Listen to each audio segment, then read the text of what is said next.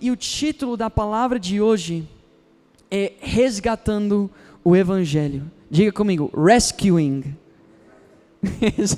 Isso é difícil. Rescuing the Gospel. Com coragem, gente. Vamos lá. Rescuing the Gospel. É só para me divertir um pouquinho, gente. Amém? Resgatando o Evangelho. O que eu quero trazer para nós, na verdade, é algo muito sério. O inimigo, quem conhece o inimigo? É Satanás, o diabo, né?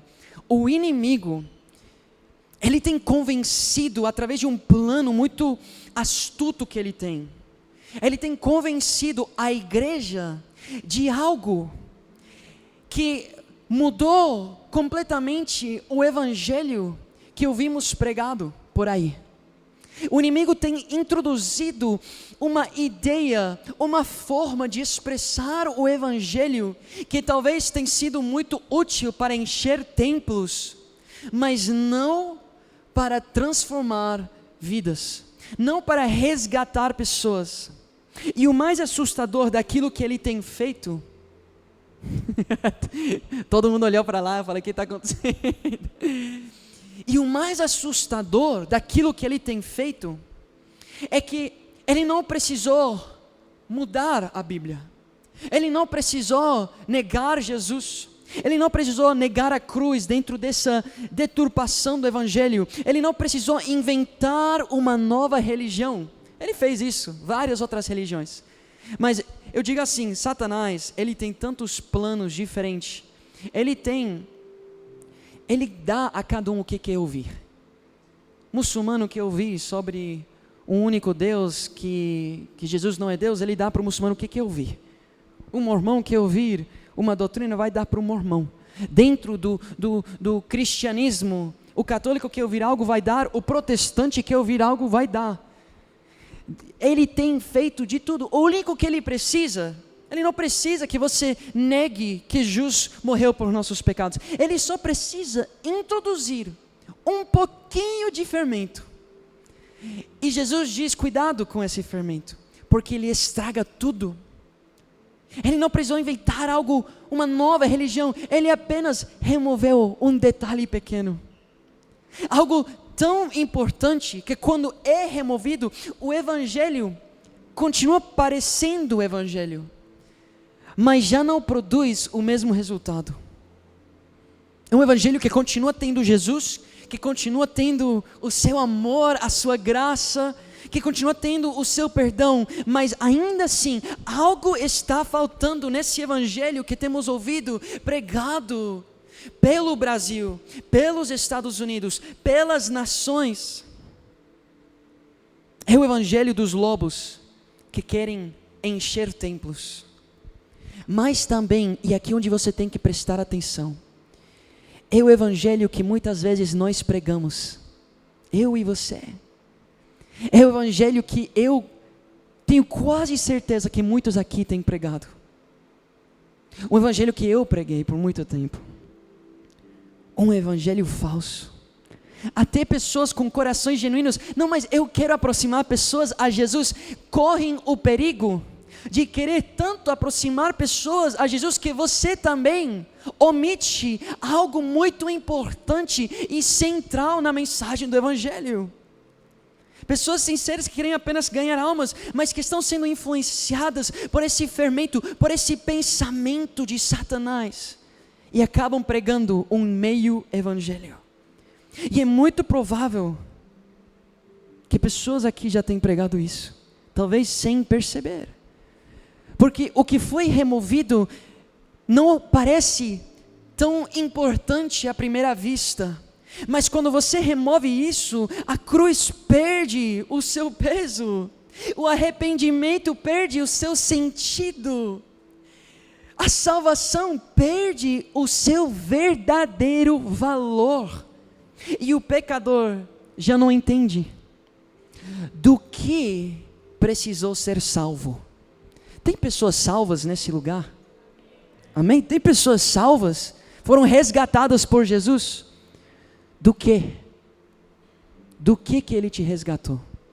Do diabo? Quem é o diabo? Ele já foi vencido. Do que Ele te resgatou?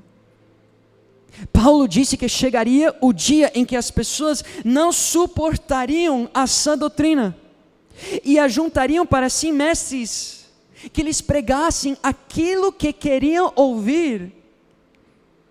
Então eu tenho uma pergunta: qual é a parte da mensagem do evangelho que as pessoas não querem ouvir? Você está entendendo? Tem algo que Paulo disse: olha, essa parte aqui, pessoas não vão querer ouvir. Então o que vai acontecer? Eles vão levantar para si mestres que preguem para eles apenas o lado que querem ouvir. O que foi isso que foi removido? O que eles não suportariam? O que está faltando? É sobre isso que vamos falar hoje. Amém? Amém. Se você tem sua Bíblia, eu gostaria que você abrisse comigo Romanos 1, 16 a 32, nosso hermano André Corta, está em português, eu ia falar, vai colocar em espanhol, eu não sei se vai aparecer em espanhol, mas se você está seguindo aí no teu celular, pode colocar na versão espanhol, aí, porque não me avergüenzo, amém. Romanos 1, 16 a 32, para quem apenas está nos assistindo online, saibam que a gente já orou por esse momento, né? A gente já estava aqui pedindo que o Senhor esteja nesse lugar. Mas antes da gente entrar na Bíblia, eu gostaria que todos fechassem os olhos e vamos pedir essa revelação, amém? Senhor, eu te agradeço por essa passagem. Eu te agradeço pela tua verdade, Pai. A minha oração nessa noite é que você venha revelar a tua verdade a nós. A minha oração é que nada venha impedir, nada venha distrair, que nada venha, Pai, nos cansar ao ponto de permanecer nesse engano, Pai. Pessoas genuínas aqui nesse lugar que talvez tenham caído nessa influência de Satanás, Pai. Abre nossos olhos, abre nossos ouvidos e usa a minha vida pela tua graça. Me dê novas forças nesse momento, Senhor. Eu não quero falar para essas pessoas as minhas próprias palavras, pois eu não tenho nada a oferecer, senão a não ser, Pai, lábios rendidos para serem usados por Ti, para trazer a Tua revelação. Em Teu santo nome que oramos e Te agradecemos. Amém e amém. Romanos 1, 16 a 32 diz assim: eu não me envergonho, diga comigo, envergonho do Evangelho, porque é o poder de Deus para a salvação de todo aquele que crê, primeiro do judeu, depois do grego. Porque no Evangelho é revelada, diga comigo, revelada, a justiça de Deus, diga comigo, justiça. Eu estou falando para você repetir essas palavras, porque eu quero que você lembre dessas palavras. Uma justiça que do princípio ao fim é pela fé, como está escrito, o justo viverá pela fé. Só para entrar um pouquinho nessa parte aqui, o que Paulo está dizendo para nós é que o Evangelho revela algo. Ele diz aqui que o Evangelho revela o amor de Deus? Não. Ele diz que o Evangelho revela a graça de Deus? Não. Revela, sim, amor e graça. Mas o que Paulo está dizendo, que há um evangelho que ele está dizendo, olha, muitos se envergonham disso, mas eu não me envergonho. Do que ele não se envergonha? Da justiça de Deus. A justiça, a retidão, o padrão moral, a sentença de Deus. Na nossa vida, nos governantes, no governo, qual é o homem que deve ser o mais justo de todos? Tecnicamente, muitas vezes são corruptos, mas qual é uma pessoa que literalmente justiça está no seu nome? Um juiz que julga as pessoas. E Paulo está dizendo que no Evangelho se revela a justiça de Deus. Vocês estão comigo? Portanto, a ira de Deus, diga comigo, ira de Deus é revelada, diga comigo de novo, é revelada. A ira de Deus é revelada do céu contra toda impiedade e injustiça. Se você estuda às vezes álgebra, né? quando diz tipo tal coisa é igual a X. Aqui nós estamos vendo que Deus está revelando o Evangelho, que revela a sua justiça, e dos céus está revelando a sua ira. Porque a ira faz muito mais parte do Evangelho do que vocês imaginariam. Como está escrito, verso 18. Toda a impiedade e toda a injustiça dos homens que suprimem a verdade pela injustiça. Ou seja, tem uma ira de Deus se levantando, pois o que de Deus se pode conhecer é manifesto entre eles, porque Deus lhes manifestou. Pois desde a criação do mundo, os atributos invisíveis de Deus, seu eterno poder e sua natureza divina, têm sido vistos claramente, sendo compreendidos por meio das coisas criadas, da forma que tais homens são indesculpáveis. Diga comigo, indesculpáveis. O primeiro ponto que eu quero trazer para vocês é que se nós não entendemos a condição humana, não conseguiríamos entender o Evangelho. A verdade é que a condição humana é muito pior do que imaginaríamos. Se continuamos para o verso 21, começamos a ver isso. Diz assim: porque tendo conhecido a Deus, não o glorificam como Deus, nem lhe renderam graças, não tiveram intimidade com Ele, não se aproximaram a Ele, mas os seus pensamentos, olha o que diz, tornaram-se fúteis, e os seus corações insensatos se obscureceram. Aqui nós começamos a ver que quando o homem não coloca sua mente em Cristo, no Senhor, em Deus, os seus pensamentos tornam-se fúteis, e seus corações começam a se obscurecer.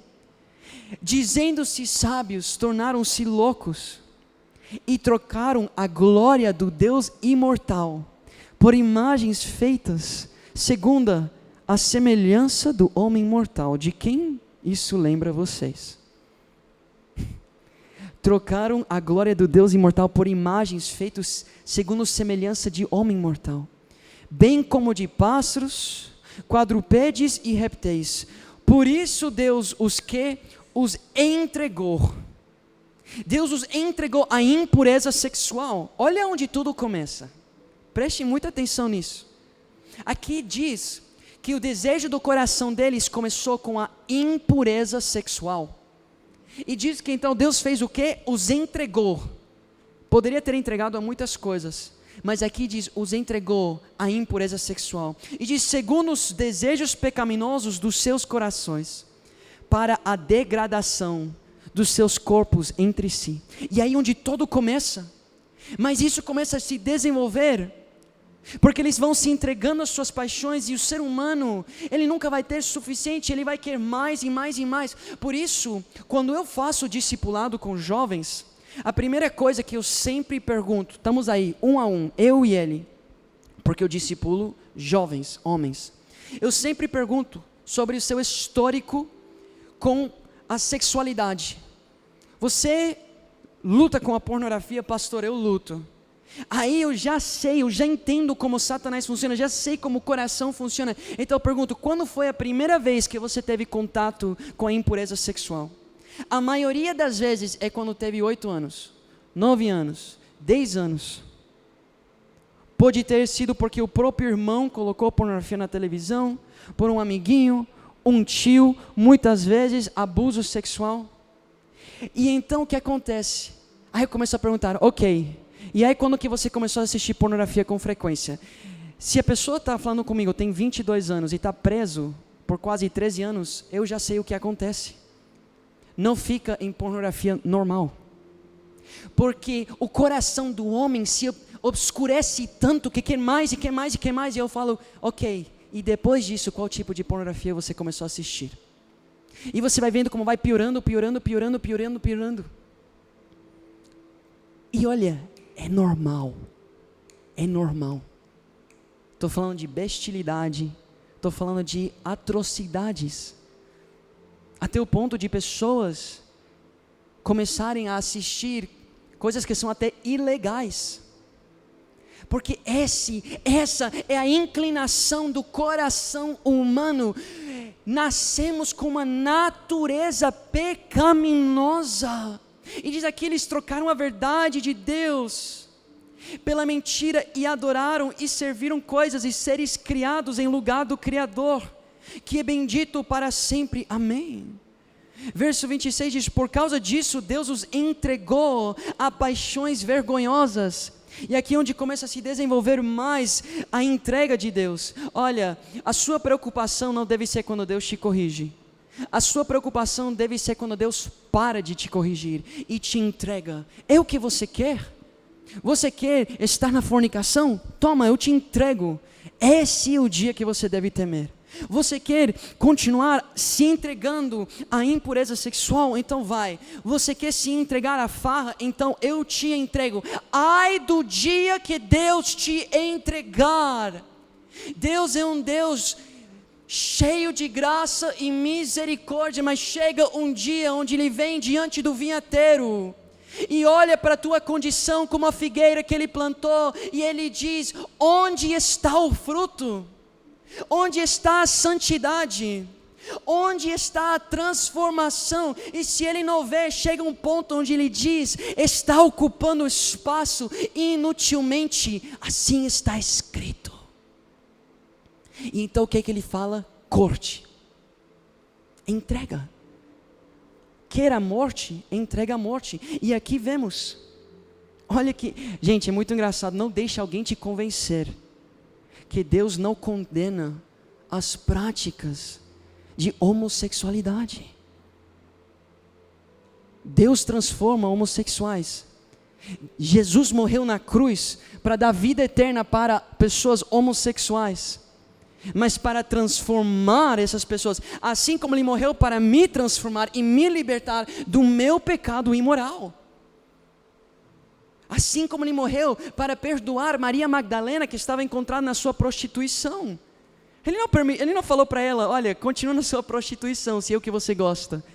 Eu vi um vídeo de um pastor fazendo entrevistas na rua com um travesti que estava se prostituindo. E essa pessoa fala assim: não, mas Deus me ama. Deus me ama e Ele está comigo no que eu faço. Olha o nível de deturpação. Olha o nível de engano. E diz assim: até suas mulheres trocaram suas relações sexuais naturais por outras, contrárias à natureza. Existe uma natureza que Jesus estabeleceu, que Deus estabeleceu, e Deus condena quando as pessoas se entregam ao contrário disso. Da mesma forma, os homens também abandonaram as relações naturais com mulheres e se inflamaram de paixão uns pelos outros. Começaram a cometer atos indecentes, homens com homens, e receberam em si mesmos o castigo merecido. Talvez tem pessoas aqui nesse lugar que estão preocupados, que estão dizendo: meu Deus, se tem alguém que está vindo pela primeira vez, nunca mais voltar. Talvez tem pessoas aqui pensando: meu Deus, será que tem uma pessoa aqui que é homossexual ou algo do tipo? Ou meu Deus, se alguém ouve essa palavra que vão dizer, ou se alguém sabe que eu vou para essa igreja, mas eu estou lendo as escrituras. Ou será que você tem vergonha da palavra de vida eterna? Não. Receberam em si mesmos o castigo merecido pela sua perversão. Além do mais, visto que desprezaram o conhecimento de Deus, visto que não queriam conhecer mais de Deus, visto que não queriam se aproximar, visto que queriam mais se interessar com as coisas seculares mundanas do que ter um relacionamento íntimo com Deus, Ele os entregou a uma disposição mental reprovável para praticarem o que não deviam. Olha como começou: imoralidade sexual. Aí a imoralidade sexual se multiplicou ao ponto onde Deus diz: sabe que vou entregar tudo o que eles querem, vão fazer. E agora vamos ver de fato o que o homem quer e faz. tornaram-se cheios de toda sorte de injustiça, maldade, ganância e depravação. Estão cheios de inveja. Quem aqui nunca sentiu inveja? Homicídio, rivalidades, engano e malícia. São bisbilhoteiros, caluniadores, inimigos de Deus. Cuidado, quando você vai para uma pessoa que está preso no pecado, quando você vai para uma pessoa que vive uma vida imoral abertamente, com muito orgulho disso, e diz: fulano, você é filho de Deus. Não, ele não é. Ainda não foi adotado, ainda não foi resgatado, ainda não foi salvo, é um inimigo de Deus. As boas novas é que isso pode mudar, amém? Insolentes, arrogantes e presunçosos, inventam maneiras de praticar o mal, desobedecem a seus pais, são insensatos, desleais, sem amor pela família e implacáveis. Embora conhecem o justo decreto de Deus, de que as pessoas que praticam tais coisas merecem a morte, não somente continuam a praticá-las, mas também aprovam aqueles que as praticam. Eu nem preciso explicar, está muito, muito claro. A comunidade LGBTQ, os liberais desse mundo, têm aceitado a mentira que seguir o desejo do coração é algo bom, que seguir o desejo que temos no nosso coração é algo proveitoso para a humanidade. Mas o que eles não conseguem entender, e o que nós temos que ajudar eles a entender, é que a natureza humana é igual a um câncer. O coração é enganoso e é igual a um câncer. Não deve ser aceitado, deve ser morto. Por isso Paulo diz: eu esmurro a minha carne, eu preciso renunciar a mim mesmo, eu preciso morrer a mim mesmo, porque nada de bom existe em mim. A cultura liberal endeusa o eu, endeusa, faz de si mesmo um Deus, e então se entrega a todo tipo de depravação. Em Deus não dizem que tudo é sobre o que eu quero, como eu quero sentir, como eu quero me expressar, o que eu quero fazer, mas o Evangelho grita: se você se entrega a isso, se você continua nesse caminho, a única esperança é a morte, é a destruição, porque o desejo do coração, a natureza humana é como um câncer. A história e as escrituras mostram que o eu é justamente o problema. Os desejos do nosso coração é justamente o problema. Por natureza, nós somos invejosos, egoístas. Quando começamos a ter o que nós queríamos, não iremos parar. Por natureza, queremos mais. E quando não morremos a isso, o que vemos é sociedades colapsando. O que vemos é cidades como Sodoma e Gomorra, que Deus os entregou à sua própria concupiscência. Quando o homem segue a inclinação do seu coração, sempre o leva à destruição. Gênesis 6:5 diz assim: o Senhor viu que a perversidade do homem tinha aumentado na terra, e que toda a inclinação dos pensamentos do coração era sempre e somente para o mal. Talvez você pense: não, mas deve ter algumas pessoas bonzinhas que não vão matar ninguém, que não vão roubar de ninguém, que não vão fazer nada. Mas, como eu disse, é como um câncer. Quem descobriria um câncer e diria: essa célula aqui, eu vou deixar ela quieta?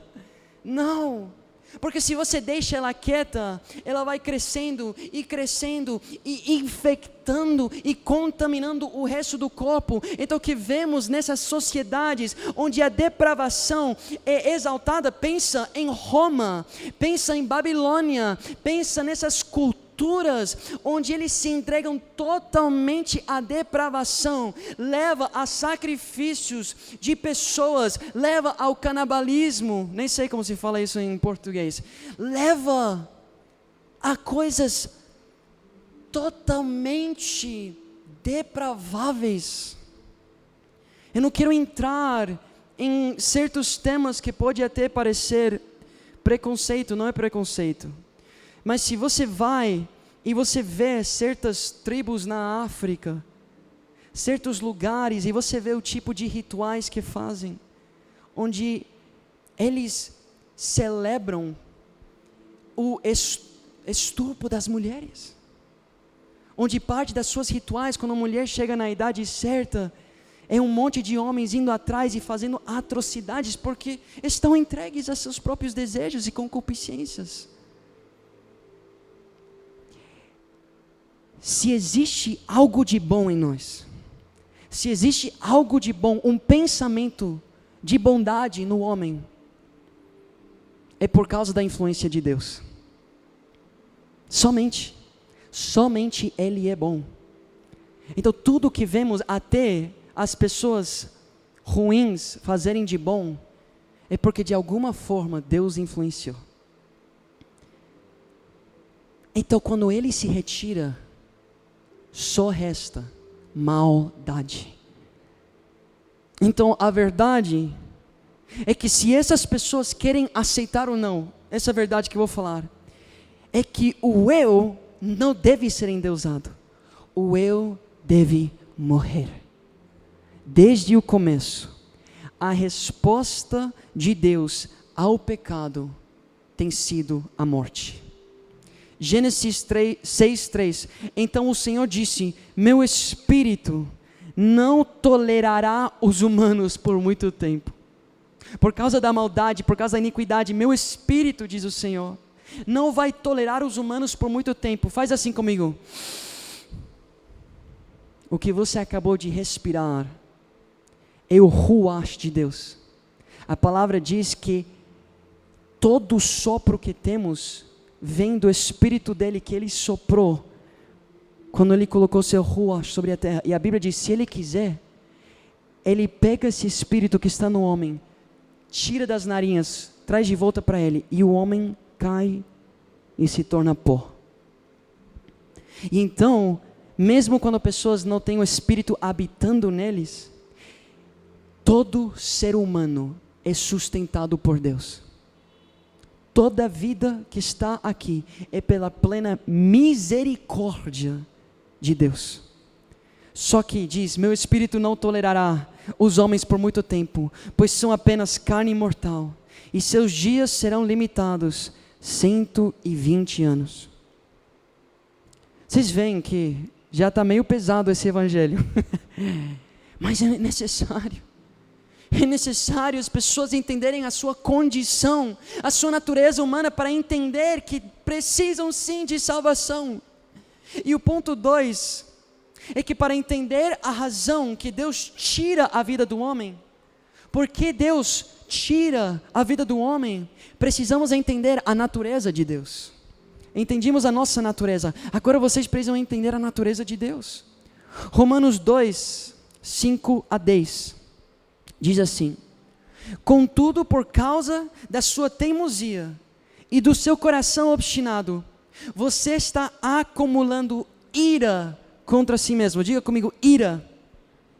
Para o dia da ira de Deus, quando se revelará, vocês estão lembrando essas palavras que eu fiz vocês lembrarem?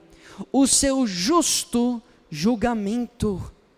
As pessoas que rejeitam o que eu estou falando, que teimam rejeitar isso, que continuam nos seus corações obstinados, diz que essas pessoas estão acumulando ira. Quem é que vai se irar contra eles? Satanás? Quem é que vai irar contra eles? Os demônios? Quem? Deus. Por que temos vergonha de falar da natureza de Deus? Paulo diz, eu não me envergonho do Evangelho. E eu estou lendo as palavras que ele falou após dizer isso. Você vê a influência que Satanás tem colocado em nossos corações de nos envergonhar da natureza de Deus?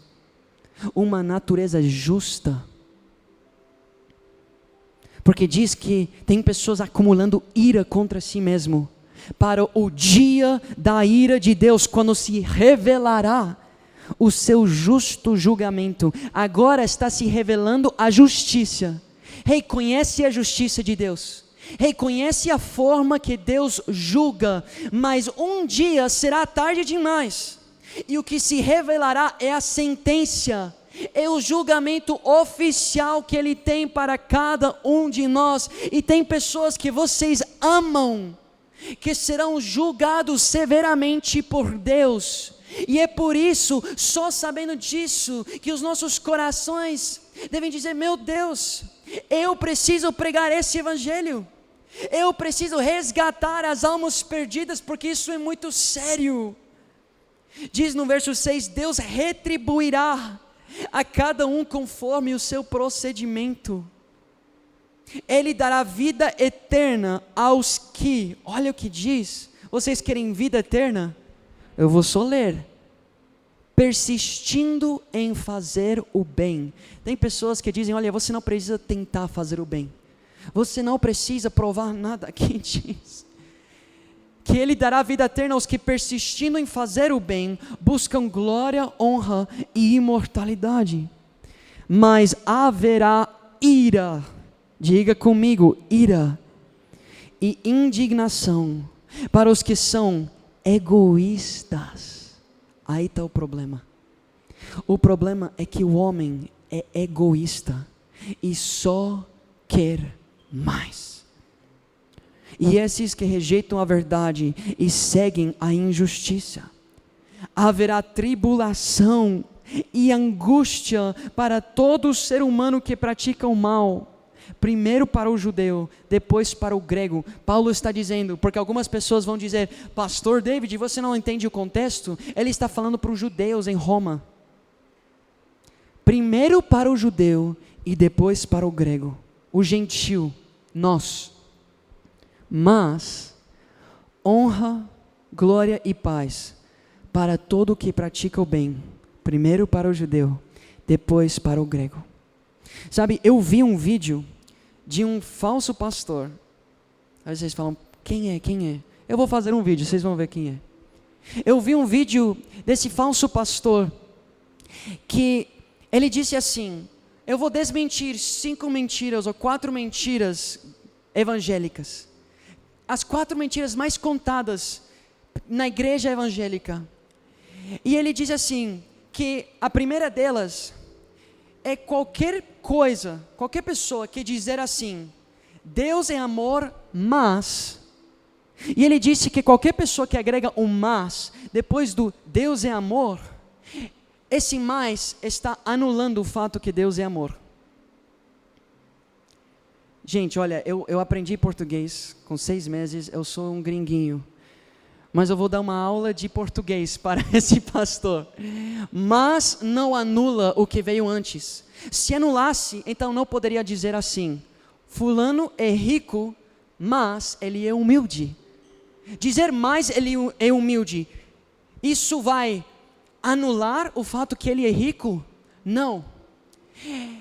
A razão que falamos o mas é porque quando pessoas ouvem que alguém é rico, a primeira coisa que pode pensar é, talvez é soberbo, talvez é orgulhoso, talvez ele não quer estar com pessoas como nós. Mas não, ele é rico, e sabendo o que você vai pensar, também eu agrego, mas ele é humilde. Então, Deus é amor, Deus é cheio de graça, Deus é longânimo, mas Ele também é um justo juiz. E o problema, olha o que diz Romanos 11:22, diz assim, observem como Deus é. Paulo está dizendo, observe como Deus é, e olha o que ele diz, ao mesmo tempo bondoso e severo. Ele é amor, mas Ele também é justiça. E no dia final, muitos que ouviram as pregações desses lobos, virão diante do Deus que eles apenas conheceram como um Deus de amor, e não entenderam sobre o juiz justo de Deus, e dirão: eu vou conhecer o Deus de amor, que me amou em meio à minha maldade, que me amou em meus pecados, que me amou na minha perversidade. E quando o justo juiz está diante deles e traz o que esses merecem, porque se entregaram a todo tipo de perversidade, mesmo tendo as escrituras, levantando para si mesmos os mestres que coçariam os ouvidos deles, o justo juiz os julgará eternamente, e esses olharão para esses falsos pastores e falarão: por que mentiste para mim? Por que omitiste essa verdade de mim? Por que você me bajulou e não me contou que Deus é amor, sim, mas que Ele também é justiça? Isaías 13, 6 a 13 diz assim: eis que vem o dia do Senhor. Como é o dia do Senhor? Para alguns será um dia maravilhoso, para alguns será o dia mais esperado, mas aqui diz: eis que vem o dia do Senhor, dia cruel, com ira e ardente furor. 2 de Tessalonicenses 1, 8 a 9. Ele punirá os que não conhecem a Deus e os que não obedecem ao Evangelho do nosso Senhor Jesus. Eles sofrerão a pena de destruição eterna e separação da presença do Senhor e da majestade do seu poder. E Hebreus 10, 26, 27 e 31 diz assim: se continuarmos a pecar deliberadamente, depois que recebemos o conhecimento da verdade. Vocês estão ouvindo o que eu estou lendo, né? Depois de receber o conhecimento da verdade. Quem aqui tem o conhecimento da verdade? Todos podem levantar a mão.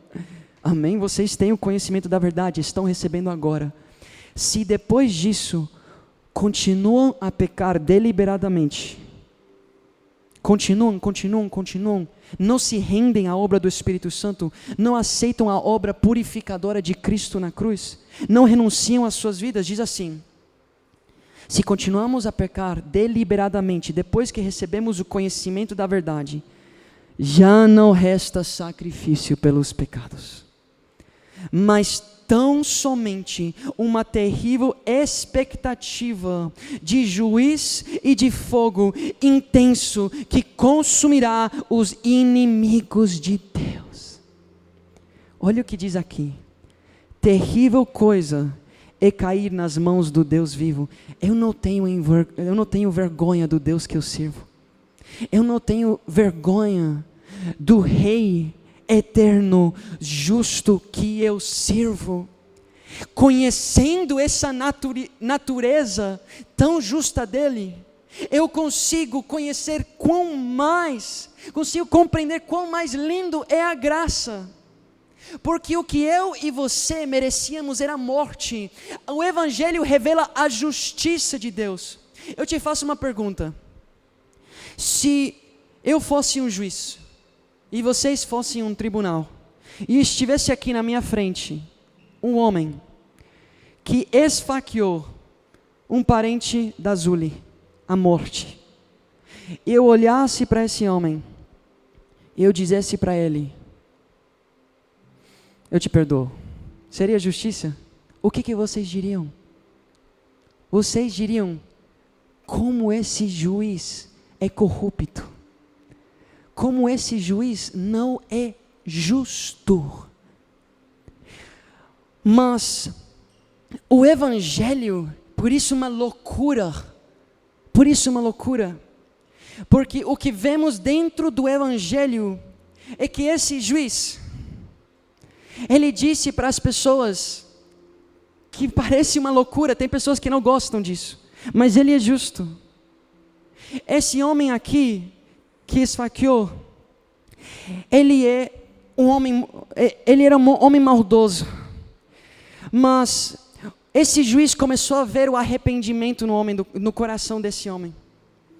Esse juiz começou a ver que esse homem de fato estava totalmente arrependido por aquilo que fez. Que ele olhou e viu a maldade que ele fez e reconheceu. E esse homem até disse: matem-me, matem-me. Ele se jogou aos pés da Zuli e disse: Zuli, você tem todo o direito de me matar. E aí entrou o filho do juiz. E ele disse: olha, eu vou pagar o preço pelo que esse homem fez. Eu vou tomar o seu lugar. Essa é a loucura do Evangelho. Tem pessoas que não compreendem, mas aos olhos do juiz é justo. O seu próprio filho, ele não apenas perdoou, ele disse: eu vou entregar algo que custa muito mais. Eu já vi pessoas no tribunal, eu vi um pai, que uma pessoa matou seu filho, e esse pai tinha todo o direito de estar totalmente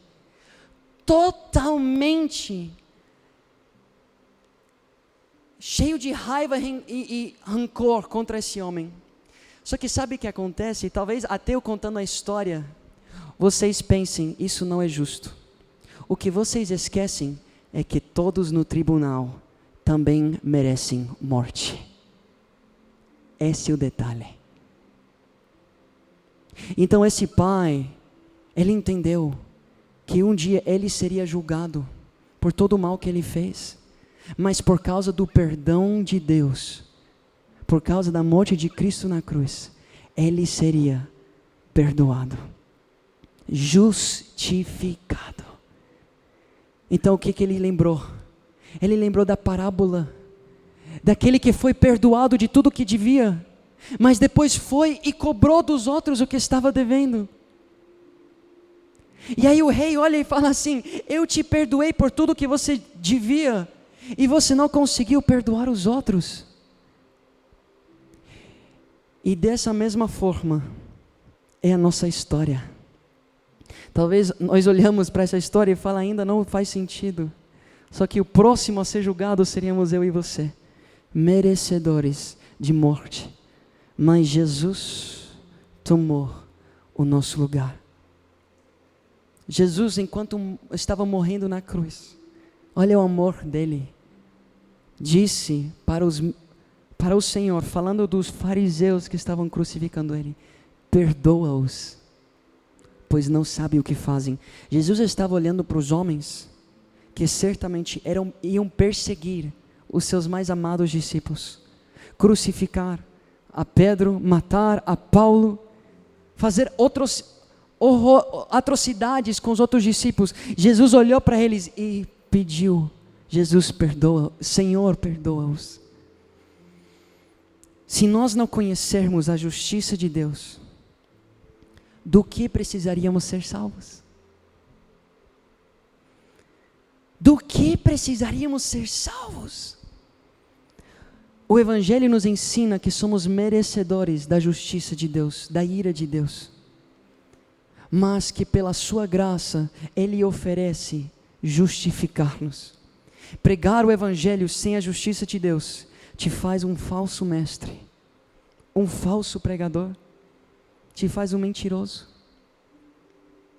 E Paulo chama esses de amaldiçoados. Gálatas 1. Quem pregar um evangelho diferente ao que me foi ensinado, diz Paulo, esse será maldito. Eu termino dizendo e perguntando: qual é esse evangelho falso então que o homem tem aceitado? É aquele que esconde a ira de Deus contra o pecado, por medo de ofender o pecador. Muitos de nós, é engraçado, enquanto eu estava pregando, eu falei: meu Deus, eu vou ofender pessoas aqui. Aí eu falei: mas lembra o que você vai pregar agora. Lembre, é importante que vocês se sintam inconfortáveis, porque tem pessoas que vão sair desse lugar dizendo: meu Deus, eu preciso largar o meu pecado. Tem pessoas que vão sair desse lugar, não se sentindo bem e bajulados, mas entendendo e recebendo temor de Deus, e isso é algo bom. É bom temer a Deus, é necessário temer, não é sobre ter medo, mas é sobre conhecer quem Ele é, e não querer levantar-se contra a sua justiça. Precisamos pregar a verdade, as pessoas ao nosso redor vão conhecer, se não contamos para eles agora, que temos um Deus que é cheio de amor e misericórdia, mas não revelarmos para eles o que o Evangelho revela, que é a sua justiça, um dia eles conhecerão a justiça de Deus, e não haverá mais o que fazer. Então, vocês precisam hoje fazer um acordo entre você e o Senhor e dizer: Deus, eu não pregarei esse falso evangelho. Deus não precisa de falsos mestres que vão bajular as pessoas e dizer para eles o que eles querem ouvir. Ele precisa de pessoas que têm compaixão e amor pelas pessoas que desconhecem a verdade. É só assim que as pessoas vão ser transformadas. Eu fui para a universidade dos jovens aqui, a faculdade, e eu fui lá e eu preguei. Eu peguei um mic lá, enquanto todos estavam ouvindo, e eu poderia ter falado muitas coisas. Deus quer te abençoar, Deus quer te prosperar, Deus quer isto e outro para você. Eu falei para eles: ei, talvez seus pais não sabem o que vocês estão fazendo no final de semana, mas Deus sabe. E eu falei para eles: Deus não chamou vocês aqui para se esfriar, Deus não chamou vocês para Salto del Guairá para se perder, Deus chamou vocês para ser santificados, transformados e enviados, pois a colheita é grande, mas os obreiros são poucos. E esse dia um jovem estava ouvindo, muitos ignoraram a mensagem, mas um jovem se aproximou a mim, no finalzinho quase nem se aproximou, mas se aproximou e falou: pastor, essa mensagem foi para mim.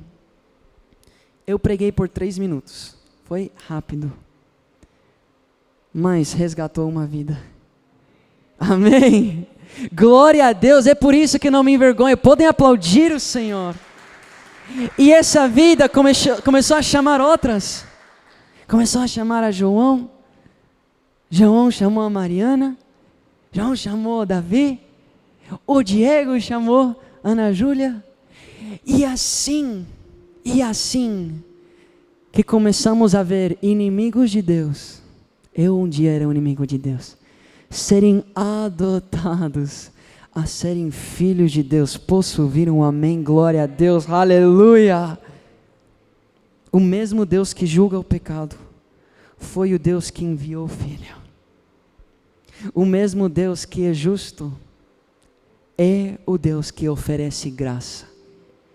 Hoje não é um dia de condenação. Essa não é uma mensagem de condenação, é um alerta da condenação que há de vir. Mas a verdade é que essa mensagem é uma mensagem de graça, que mesmo merecendo ira, Deus entrega amor. Amém? Vocês podem ficar de pé?